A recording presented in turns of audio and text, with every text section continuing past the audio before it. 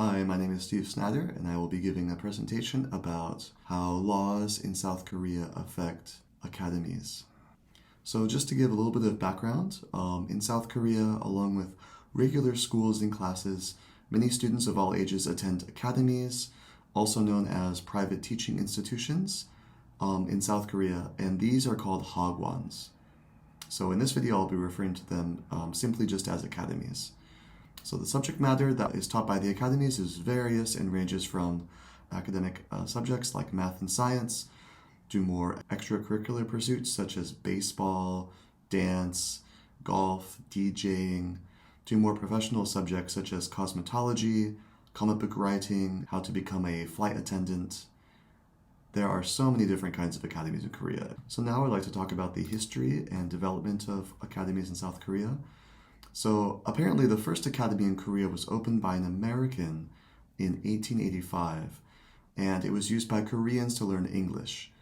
And so throughout that time, academies began to grow in size and popularity, and in 1980 they were actually deemed illegal.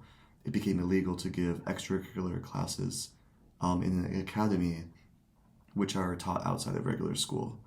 However, in recent times, they have become legal again, and they become even more and more popular. And as a result, students are attending academy classes for hours upon hours a day. And in fact, there have been some restrictions put on place of academies recently in which they cannot be running too late at night because students need to have time to sleep.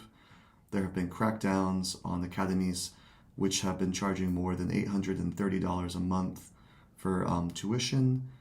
And despite these restrictions, and despite how much work students put into going to academy classes, there are 73,000 academies in the country as of 2020. And so now when we look at the laws that affect academies, there are so many of them. There are so many restrictions and rules about how academies can be run. However, what I want to focus on for this video is this law, which is called Act on the Establishment and Operation of Private Teaching Institutes and Extracurricular Lessons.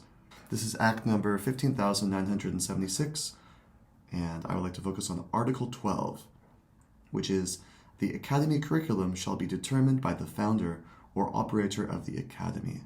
This article has been instituted since December 21st, 2007. So this is quite interesting because usually if we look at some schools, they have a set curriculum which has been determined by an educational board or by the government, and all students that attend the classes around the country have been following to this curriculum. However, in academies, it's at the discretion of the owner, the discretion of the founder, to determine what the curriculum will be for the academies. The flexibility of the curriculum in the academies allows for both adaptable lessons and a variety of educational options for students.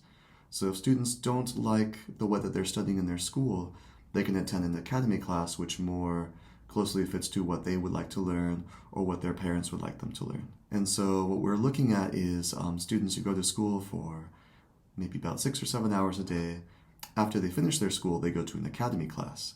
This has wide-ranging impacts on students. Obviously, a benefit to having an adaptable curriculum set by the academies is that they meet the immediate needs of the students.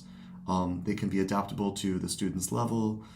If the student needs to do catch-up work, if the student needs to, if the parents feel like the student needs to push on ahead to improve their grades in school or to get ready to apply for university, academies are very useful in that regard.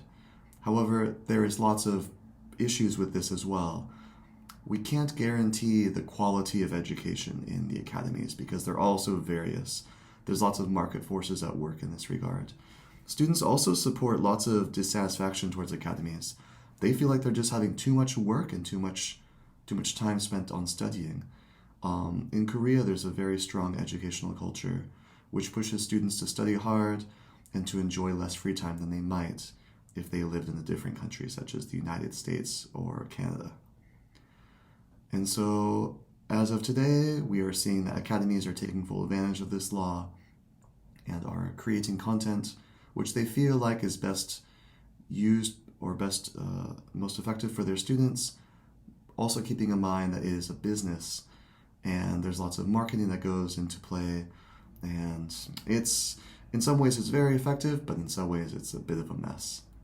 Here is the complete list of sources. Thank you so much for watching this video.